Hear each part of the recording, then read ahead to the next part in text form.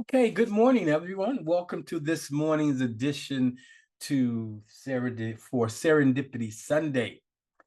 This morning, my objective is to equip each of you with a clear understanding of Neville Goddard's teachings on assumptions as foundation to the creation of the law of assumption.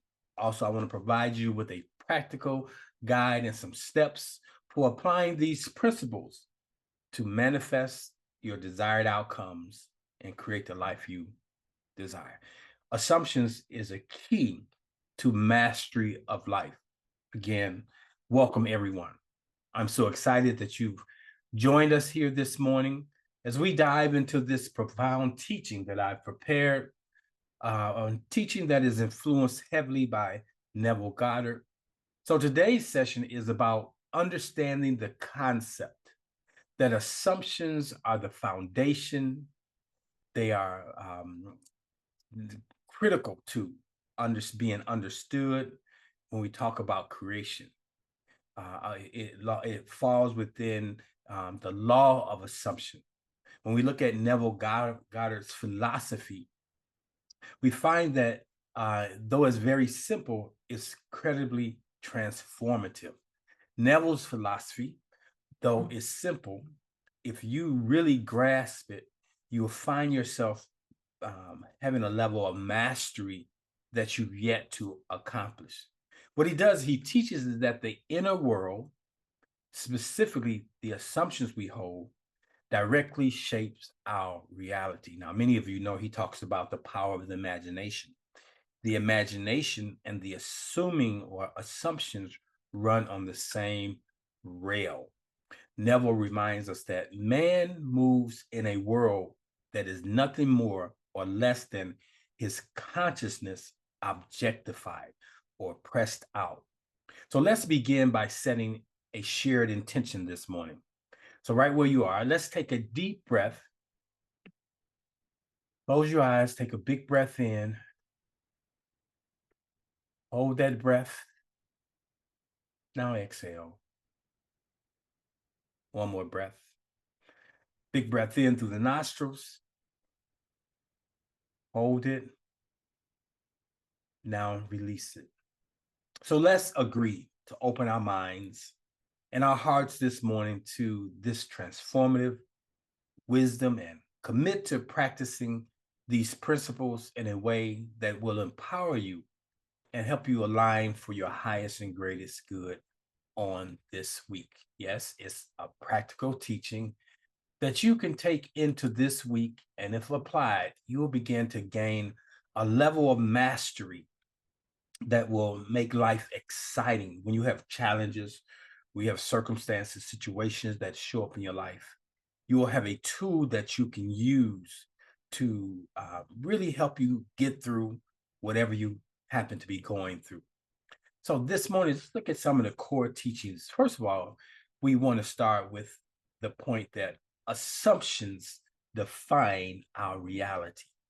That is, us, what we assume defines our reality. The definition of an assumption is in a belief or state of consciousness that we accept as true, regardless of the external evidence.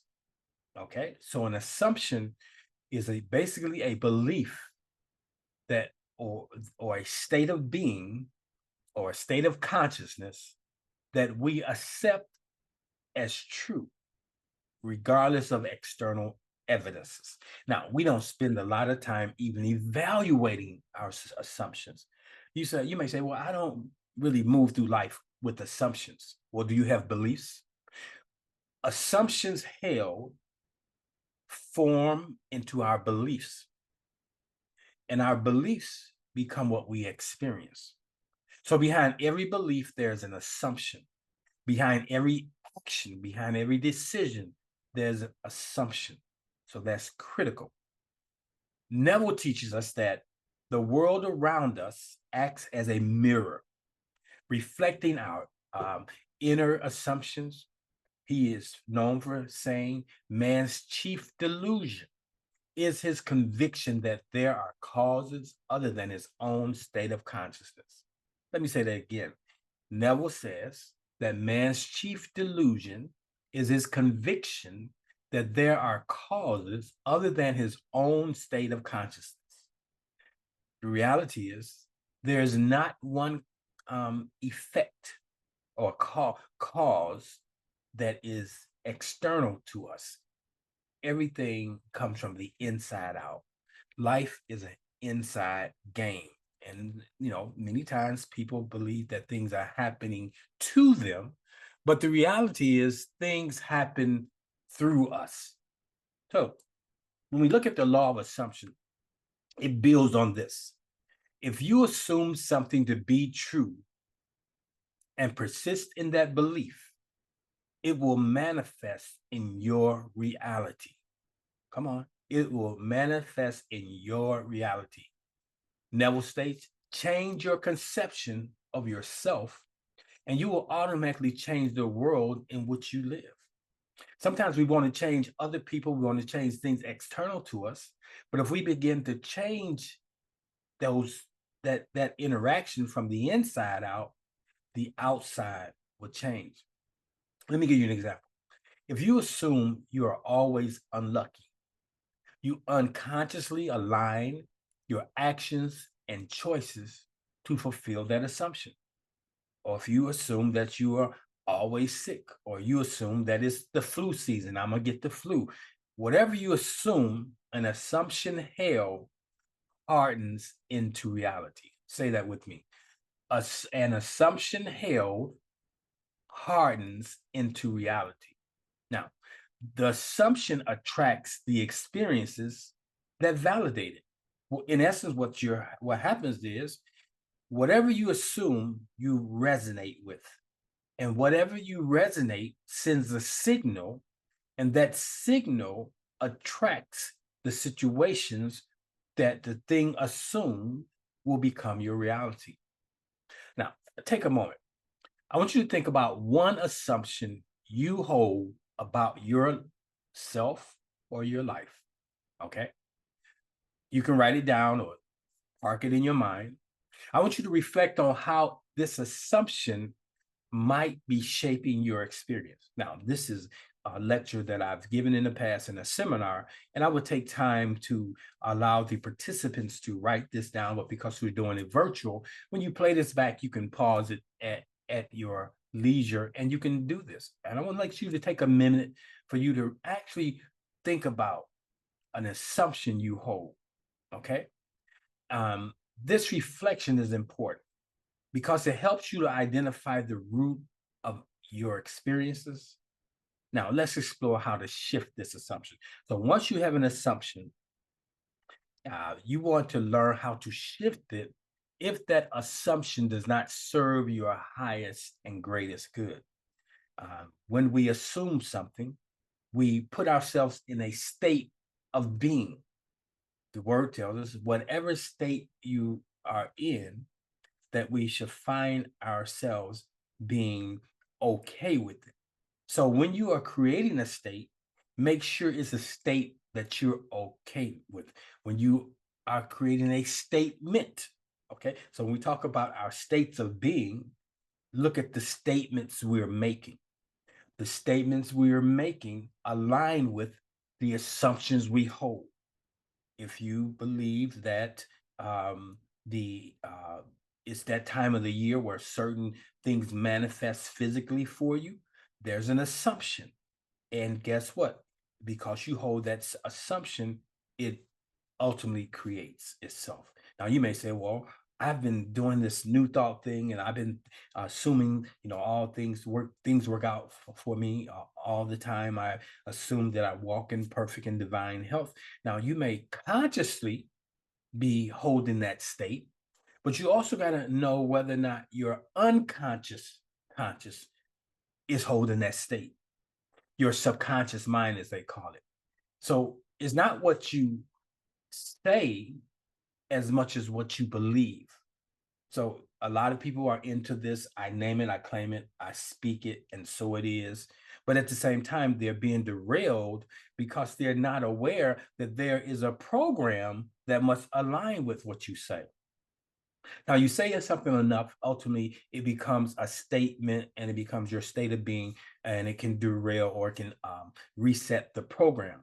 But I want you to learn how to be more intentional and deliberate in the act of resetting a faulty program. Now, if you're with me this morning and I'm going too fast, or if you're not tracking with me, go ahead and type it in to the chat, and that way I can slow it down, or I can address whatever needs to be addressed at that moment. So we first want to understand that assumptions define our reality. So we're going to spend some time looking at that this week. Secondly, we got to understand the power of our feelings. The feeling is defined as a wish fulfilled is the emotional conviction that your desire is already a reality. Okay, so let me say that again when we talk about the power of feeling. The feeling of the wish fulfilled, or the desire that you hold is fulfilled, is the emotional conviction that your desire is already a reality. If you don't feel it, you really don't have it. It is the key to activating an assumption. So the assumption that you hold also have corresponding feelings.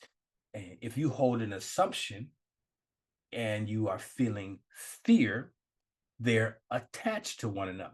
So to address the emotional state of fear, you must know what assumption is it tied to, what statement, what state of being is it tied to. Okay, so that's fear. So we have to understand that assumptions also produces emotions. When we look at Neville, he emphasizes that assumptions must be accompanied by a strong feeling of certainty. He calls this the feeling of the wish fulfilled. Without an emotional conviction, assumptions really lack the power to manifest.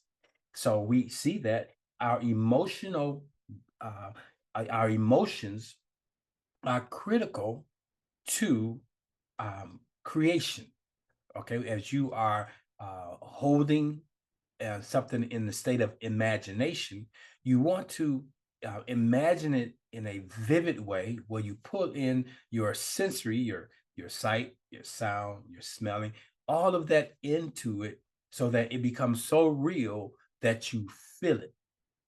So Neville states, feeling is the one and only medium through which ideas are conveyed to the conscious mind.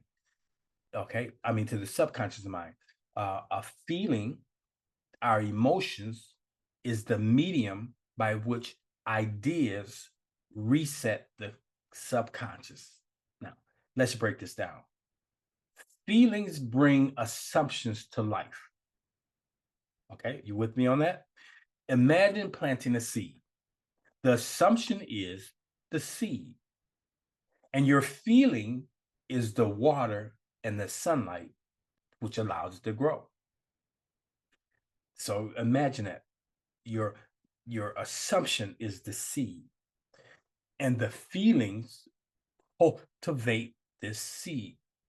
So if you have a feeling, a strong feeling, it cultivates, it either brings it into fruition, or it has no impact, or it crushes it and the seed is not going to grow. So you want to make sure that you have an assumption and you have a corresponding feeling that matches it. If you won the lottery, so I'm a lotto winner, what comes with if you won the lottery? So what happens is we have a idea, we have an assumption, we have a desire, but many times we put it into the future. And as long as you put it in the future, it's not activated, because the future is always afar off.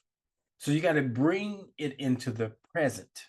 And the way we bring things into the present is to act as if or live within as if it's happened already. Okay. So repeating an affirmation without feeling its truth is like planting a seed in dry soil. It simply won't grow. So you can get up, you can look on your mirror, and you have all these affirmations that you said from your head. But if your heart isn't involved, then you're just going through the motion. If you assume that you are financially abundant, don't just say it, you need to feel it. Imagine the joy and the freedom that financial abundance bring. And for you to think about when you say I have financial freedom, what does that mean? What does it look like? What is the contrast between having the financial freedom and not having it? And you already can say, okay, the state that I'm in is that I have limited financial freedom or I don't have financial freedom. But I want to assume the state of financial freedom. What does it look like? Contrast, the contrast that you experiencing is a wonderful thing because it gives you a baseline, because you can imagine what would be different. And so you create from what would be different from what currently is. So let's kind of practice this together briefly. So I want you to close your eyes and I want you to visualize something you deeply desire. Give you a moment, not a lot of things, one thing. Picture it vividly. And I want you to immerse yourself in the emotion of having it. That one thing. How different would right now be if you had that thing? How different would your day be if you had that thing? If it actually was there today? What would you be doing today that you wouldn't have done, would not do, had not this thing manifested? Wonderful. So this is the feeling that you need to get to that activates your assumptions and sets the creative process in motion. So feelings are important and you got to incorporate that. The third thing we want to look at is persistence. Persistence is the key. Okay. Sometimes doing things over, practice does not make perfect, but practice prepares for you, prepares you. And that's all you want to do is be prepared. When we look at persistence, persistence is the consistent focus on an assumption, even when external evidence contradicts it. And sometimes the external evidence gets so in the way of you being present to the thing you're assuming. You know, I have a very difficult challenge many times because of, okay, I may assume a thing, be creating a thing, let's say a lecture series or a offer that I have, a workshop, or even an event. You can hold in your mind's eye as how successful it's going to be or it's been completed. But then on a day-to-day basis, you may get your I get my analytics from the different programs I use. It tell me how many people have joined or how many people have viewed. And if you're watching how many people are viewing, how many people have joined, how many people are responding, and is not consistent with what you desire to see as an end result, it can kind of derail you. So you got to sometimes get away from a lot of the modern technology that keeps you present to the ticking away or the time elapsed towards the thing, and just hold in your mind's eye the outcome you want to experience, because it can really be disheartening when you're doing something or attempting to do something and that date is afar off, but in between that date of the actual event, you're not seeing what you would like to see. People are not as excited as you are excited, or you don't have the numbers that support you should even do it. And you may be discouraged, be dismayed, but you got to look away. So you got to be very sensitive and careful to how much of the way of the world you use when it comes to creating things, when it comes to even your assumptions. because the outward world don't automatically look like your inward world. And so where's the game of life won? The game of life is won on the inside, not the outside. So when we look at Neville and his teachings around the law of assumption, he talks about, he stresses that persistence is crucial. He says, persistence in imagining your desired fulfilled will override your current reality. So the current reality is nobody's registering. The current reality is you still owe that bill when you still get the notices, you still get the phone calls, but you got to find a way to be persistent in standing in your desire as fulfilled. The law of assumption reminds us that consistent belief is more powerful than fleeting doubt. Consistent belief is more powerful than fleeting doubt. By holding on to your assumptions, a proper assumption, you will allow it to solidify into facts. I've also heard it said that an assumption held, whether true or false, will ultimately harden into fact. Okay, and this is where most people struggle. An assumption, though false, if you persist in it, will harden into fact.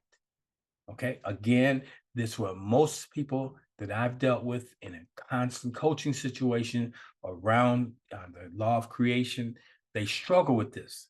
They give up too soon, especially when external evidence seems unchanged. Now, external evidence seems unchanged. You might still be coughing, or you might still have the manifestations that accompany the particular diagnosis, but you must be able to step outside of the physical realm and stand in the midst of the realm of creation. Everything starts from the inside and works to the outside. You can't change your life from the outside in. Okay, so you can't give up too soon. So here's an example. If you are striving for a healthier body, persist in the assumption that you are already healthy and vibrant. The assumption that you're already healthy and vibrant. Don't let the mirror or the scale discourage you. Persist in feeling the truth of your desired outcome. Now, I want you to choose one assumption you would like to change. Okay? I want you to write a positive version of it and commit to practicing this new assumption every day for the next 30 days. So you're going to do this week. You're going to write a positive version of the assumption that you have. Okay. You already have an assumption. You want to write a positive version to change the assumption. You're going to commit to practicing this new assumption every day for the next 30 days. Now, I want to take a second. I want you to think about it. Can you identify that assumption? And I want this daily practice of persistence to be that which will help you anchor your new assumptions in your conscious mind. So you're going to not only going to anchor it in your subconscious, but it's going to be lived from in your consciousness, your awareness. The next one is you want to understand assumptions are self-sustaining. Assumptions are self-sustaining. A self-sustaining assumption is one that generates experiences and behaviors that, guess what, reinforce its validity. So an assumption that is held always has behaviors that reinforce the fact that this is the assumption you hold. I can look at your life pressed out and come to some conclusions of what's likely your statements of being, your assumptions. Neville teaches us that once an assumption is accepted as true, once it's in the program, it generates circumstances that align with it. We call it self-fulfilling prophecy. This creates a feedback loop which reinforces the assumption until it becomes reality. Things begin to happen, and it's really cultivating that seed, and ultimately it happens. A good example, many of you are familiar with the story of Job. And it says somewhere in that story that the thing he feared most, or the assumption he held strongly, happened. And that's what happens to us. The assumption we hold strongly happens. The law of assumption supports this by showing us how our beliefs, feelings, and actions align to create external experiences. Your assumption to be effective cannot be a single isolated act. It must be maintained in an attitude, cultivated by the attitude of a wish fulfilled. Now, that's a mouthful. Let me break it down. Firstly, your assumption influences your thoughts, your actions, and behaviors. What you assume influences how you think. The continual thoughts ultimately will influence your actions and your behaviors. Another thing, these in turn create experiences that confirm your assumptions. So your experiences are affirming your assumptions. If you want to know what's going on the inside, take a look at what you're experiencing on the outside. Now, over time, this makes the assumption feels inevitable and true, like it can't be changed. Let's make it plain. If you assume you are confident, okay, you're assuming you are confident, you will naturally act confidently, attracting opportunities that reinforce this belief. It's a self-sustaining cycle. If you assume, remember when you were a kid, and most of my audience here this morning are females, but remember when you were a kid and you would jump rope, and in my neighborhood, the girls would have double dutch going. And if you were afraid to get into the rope, you probably jumped in and got whacked. Or if you didn't think you could do it, you jumped in and you didn't do it. But those girls who are assumed that they were good at it and can win the game, they would get in that rope and they would do all kinds of tricks because they assumed that they had the power to master this thing. Life is the same way. If you're assuming you're going to make a mistake, you will make a mistake. If you're assuming you're going to miss the free throw, you miss the free throw. So if you have an assumption that there's a possibility of failure, there is failure. But when you take on the reality that the likelihood of me failing is slim, the likelihood of me having success is great, and operate from success, most likely the idea of failure is going to subside. So if the power of your assumption is great, so if you assume you're confident, you're going to act confident. If you don't have the proper assumption, then guess what? You're going to have the erroneous things showing up in your life, a lot of error. I want you to be aware of that. So this week, I have some practical applications for you. So let's put this, what we've been sharing this morning together. Here are some steps that I would like you to use to apply the principles this morning. Step one, I want you to clearly define what you want. You might be snowing in today, so it'd be a good time to sit back and to begin to define what you want. Define what you want 2025 to look like. So when we talk about defining, we talk about clarity. Clarity means specifying your desire in simple, actionable terms. Example, instead of saying, I want to be happy, say, I assume I am living joyfully and peacefully every day. Or you can simply say, I live joyfully and peacefully every day. Okay. So instead of saying, I want to be, the word want states that something is missing, something is lacking, and all that you desire is already um, in the field of possibility. You just have to collapse that possibility into being. And you do that by being deliberate, intentional, and knowing what it is you desire. So you want to get clear. The second thing you want to do is you want to assume the feeling of the thing or the wish fulfilled.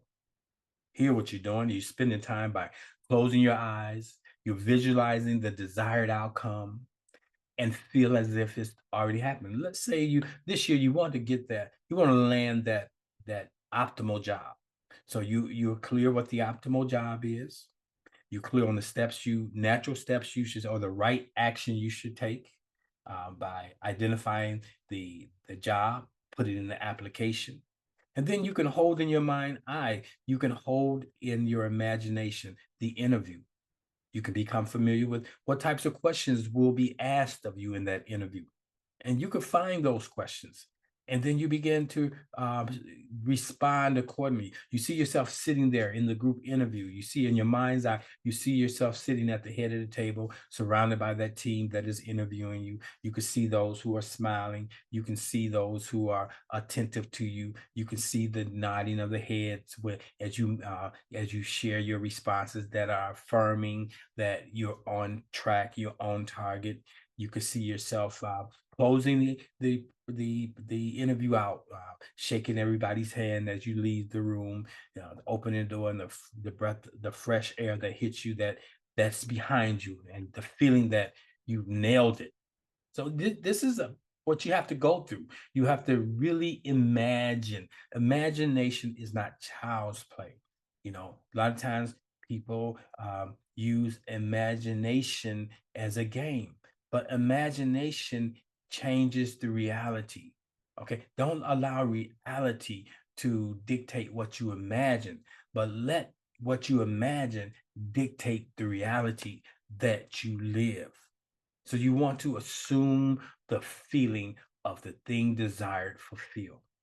Then don't forget about the third one is you want to persist in that feeling.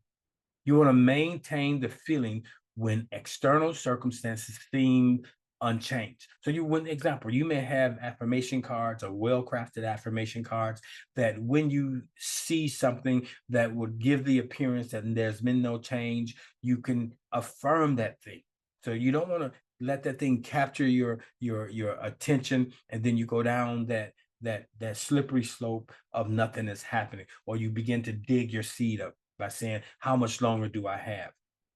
No farmer digs his seed up to see if it's growing, because that delays it, and sometimes it can kill it. Now, you want to live as though the thing that you're feeling, the thing that you imagine is true. And no power on earth can stop it from becoming fact. That's what you need to do. So let's practice this together right now. I want you to close your eyes, and I want you to visualize your desire, whatever that desire is, as already fulfilled. Feel the joy, the gratitude, and excitement as it's happening right now.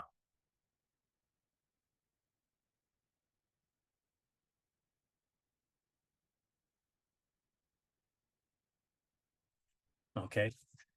If we were in a seminar, I would take a little more time and take you through a guided imagination around, maybe we all will hold the same intention about something. If it's wealth or health, nobody wants to be sick, diseased in their body. So we can do that together. Or many people would prefer to live a life of prosperity versus poverty. So that's something if we were in a group setting, we can do. Okay. But before we move to closing today, I want to take a couple minutes to review and share one insight or takeaway from today's lesson. I want you to feel free to jot it down. And when we go into the green room, I really want some participation this morning. So what has been a takeaway for you? What did you resonate most with what was shared this morning? So today we explored Neville Goddard's teaching on assumption and the law of assumption. Some of the takeaways that hopefully you gathered, you may have more. Assumptions define our experiences. They are the formation of creation. So that's one thing you should come away with. Another thing you should come away with, and if you didn't, you might want to revisit this. The feeling of a wish fulfilled is essential to bring assumptions to life. Okay. The feeling that you have right now tells you what assumption is coming to life that is hardening into fact, and you could change it. Another thing possible takeaway this morning was persistence in an assumption, regardless of external evidence, ensures its manifestation. I like that one. You got to be persistent in your assumption. Okay, I used that when I had the encounter early last year with a diabetic diagnosis. I used the assumption that I'm perfect, whole, and complete. The assumption that I'm fearfully and wonderfully made, that my body can react, restructure itself to the place of wholeness and health versus the place of dis-ease. Okay, and I held that persistently, and it changed the situation, regardless of the external evidence. External evidence don't change quickly, but thing desired changes immediately. Got to take your eye off the external evidence. If you do that, I assure you that you will manifest your thing desired. Another takeaway, the last takeaway this morning, is assumptions are self-sustaining. They sustain themselves, and they create a feedback loop that reinforces. If you have faulty assumptions, you're going to get more of them, and they're going to be supported. So you got to do the work to change it. The law of assumption reminds us that we hold the creative power within ourselves, okay, by defining what we desire, aligning our feelings, and persisting in belief that we can consciously shape our reality. We change things. Dare to believe in the reality of your assumptions and watch the world play its part. This is one of the things I hear Neville stating in different ways throughout his teachings. Simply dare to believe in the reality of your assumptions and watch the world play its part. So as we leave today, I want you to commit to practicing at least one of the steps we discussed. Let this be the first step towards your transformation that you desire. So right where you are this morning, just take a big breath in and just close your eyes as I give this closing affirmative prayer. Infinite Creator, we recognize that we are co-creators. We're endowed with divine power to shape our reality through our assumptions and the law of assumption. We affirm that our consciousness is the root of all creation, and we choose to align it with truth, abundance, and joy.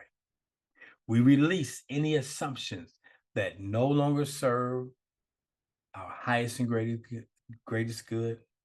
We embrace those that reflect our highest good, the things we desire. It's with gratitude we persist in the feeling of our desire fulfilled, knowing that they are already ours in spirit. As we go forth, we trust the process and we celebrate the unfolding of our dreams. And so it is. Amen. Awesome. Okay. I see we have a number of people here in the Zoom room and a number of people that's with us on the YouTube channel this morning. Before we begin to go into the green room and maybe take some questions or hear your reflections, I want to remind each of you that Oasis Everywhere is a place that you can come to that is not you're not tied to a zip code or proximity. It's our virtual offer, and you can go to the website oasis-everywhere.com, oasis spiritualcenter.com, and you can look around and you can see what we have to offer there. In addition to that, you can join us on Mondays, Monday through Friday from 6 a.m. to 6:15. We have our daily meditation. You want to get a sense of what that's like, you can go to the website and you can click on the blogs, and you will see some of the topics we covered in the week that has gone by. So I encourage you to consider joining us as part of your spiritual practice. You may not be out there every day. We have people that come 365 days out the year, but we only do it Monday through Friday. So they're there every morning. We have others that pop in once a week or once a month. Whatever serves your highest and greatest good, you do that. So that's available to you. Also, this ministry is supported by your free will offering, your love offerings. If you desire to be a blessing to the ministry, you do so not because we have an obligation or because we have a need, but you give because you have found value. If you have found value in this ministry, you're in this teaching today, you can go to the website and go to the giving tab, and there you can find the platform by which you can transmute what you have in your hand. Or if you're with us this morning and you got Zelle or Cash App, you can simply use the number 708, and if someone will type that in, 708-368-1076, 708-368-1076. If you type that in, you will see that it will come to the ministry, and then you can put in whatever you desire to sow as a seed. So I thank you this morning for participating, not only in this morning's presentation, but those who are participating in the offertory. Awesome. Let us move into the green room.